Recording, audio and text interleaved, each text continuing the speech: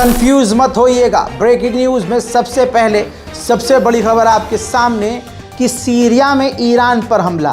तो इसका मतलब ये है कि ईरानी जो लोग सीरिया में हैं, ईरान के सीनियर कमांडर सैन्य छावनी उसको निशाना बनाया है इजराइल ने। जी हाँ, देर रात कल शाम ख़तरनाक हमला इजराइल ने किया और मिसाइलें दागी।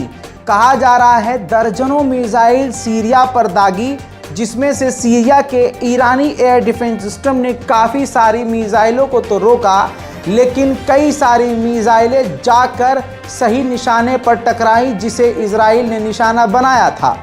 मेरे दोस्तों, पहले वो हमले का वीडियो दिखाना ज़रूरी है ताकि कंफर्म हो कि सीरिया पर यह बड़ा हमला था। देखिए।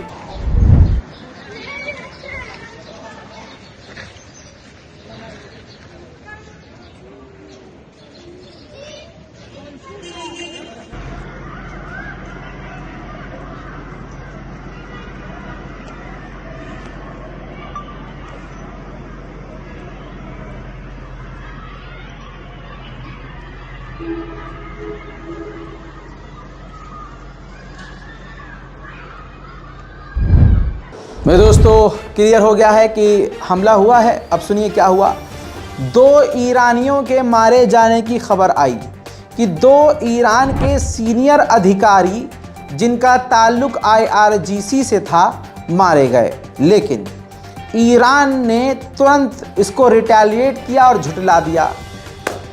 ईरान के जो एम्बेसडर सीरिया में हैं, उन्होंने जानकारी दी कि हमारा कोई भी व्यक्ति नहीं मारा गया, ये झूठ है। जबकि सीरिया की राजधानी दमिश्क के सबसे सेंसिटिव एरिया सैयदा ज़ैनब के इलाके में ये इजराइल ने मिसाइल दागी थी, जो कि सबसे ज़्यादा रश वाला एरिया है, रिलीजियस प्लेस है और धार्मिक लोगों के आवाजाही रहती है। भारत और पाकिस्तान से भी ज़ियारत के लिए वहाँ लोग आते जाते रहते हैं। ऐसे में ईरान के लोगों का मारा जाना तय है, क्योंकि इजराइल के पास इंटेलिजेंस पुख्ता थी। लेकिन हमेशा की तरह ईरान ने इस बात को झुठला दिया।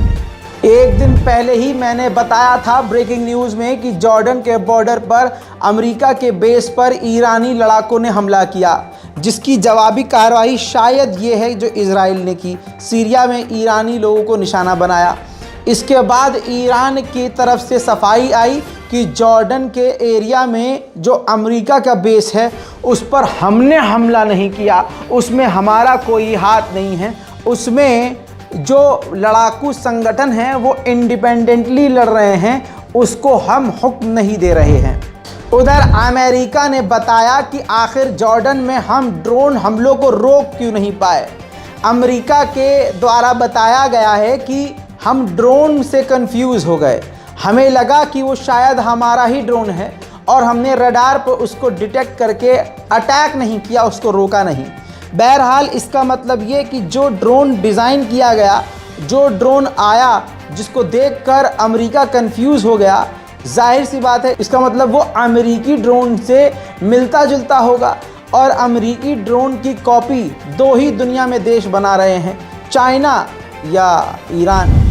बहरहाल जॉर्डन के ऊपर अमेरिकी बेस पर हमला होने के बाद अब अमेरिका ने कहा कि इसका बदला हम ज़रूर लेंगे और ये बदला हम कभी भी ले सकते हैं।